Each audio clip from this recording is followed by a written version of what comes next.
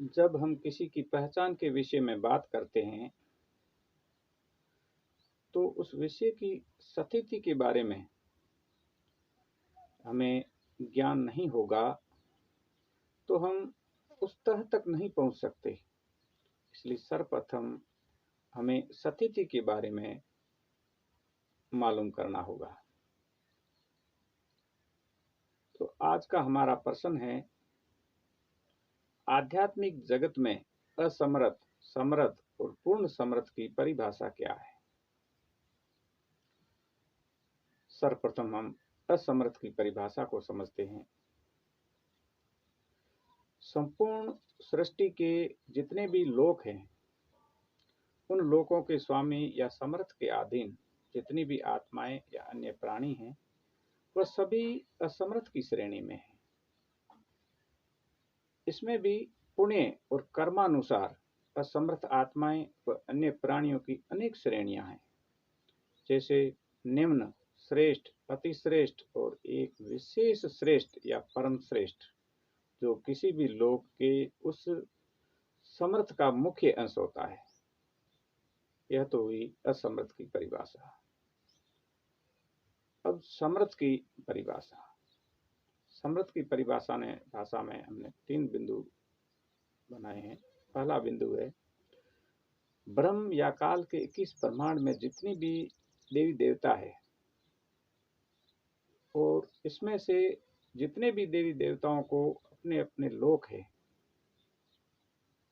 उन लोकों के जो भी देवी देवता स्वामी या समर्थ हैं, जो उस लोक में विद्यमान आत्माएं व अन्य प्राणियों से समर्थ है।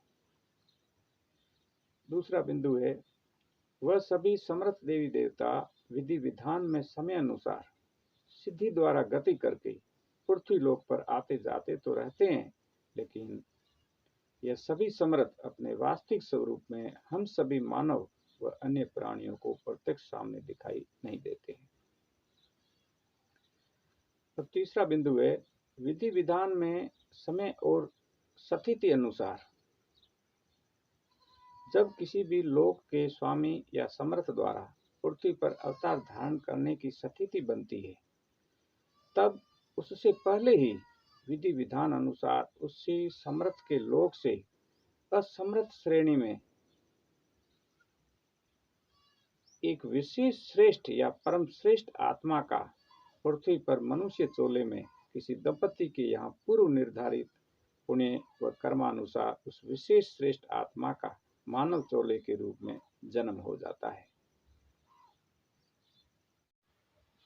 फिर विधि विधान में समय अनुसार जिस भी लोक का स्वामी या समर्थ जो जितनी भी कलाओं या सिद्धियों से युक्त होता है, उसमें से विधान के अनुरूप आवश्यकता अनुसार वह समर्थ अपनी किसी भी कला या सिद्धि का प्रयोग कर अपने लोक से गति करके पृथ्वी पर आता है। फिर अपने उसी लोक की असमर्थ वाली श्रेणी में से वह विशेष श्रेष्ठ या परम श्रेष्ठ आत्मा, जो पहले से ही मानव चोले में पृथ्वी पर विद्यमान होती है, उसी मानव चोले में प्रवेश कर वह समर्थ प्रकट होता है। जैसे एक प्रेत आत्मा किसी के शरीर या मानव चोले में प्रवेश कर जाती है। संसार में यह एक प्रत्यक्ष उदाहरण है जिससे हर कोई वाकिफ है, क्योंकि अगर स्वयं के साथ ऐसा घटित न भी हुआ हो, लेकिन अपने जीवन में अन्य के साथ ऐसा घटित होते हुए अवश्य ही देखा होगा या सुना होगा। इसलिए यह कोई ज्यादा सोच विचार का विषय नहीं है, हमें मूल मैटर को समझना है। अब यह कहने का भाव यह है कि वह समर्थ उस विशेष श्रेष्ठ आत्मा के वर्तमान मानव चोले के रूप में प्रकट होकर विधि विधान अनुसार अपना कार्य भी संपूर्ण करता है और हम सभी मानव प्राणियों को उस विशेष श्रेष्ठ आत्मा के मानव चोले के रूप में प्रत्यक्ष सामने दिखाई भी देता है तथा अपना कार्य निर्धारित समय पर पूर्ण कर वह समर्थ पुनः अपने लोक को गमन कर जाता है। उस समय में समर्थ की संपूर्ण लीला उस विशेष श्रेष्ठ आत्मा के मानव चोले के रूप में अन्य हम सभी मानव प्राणियों के लिए पहचान बन जाती है। लेकिन इस प्रकार अन्य हम सभी मानव प्राणियों के द्वारा उस समर्थ की उस समय पहचान हो या न हो, यह एक अलग बात है, मगर इस प्रकार से यह जो समर्थ द्वारा अवतार धारण करने की स्थिति है, इसमें कोई संशय नहीं है।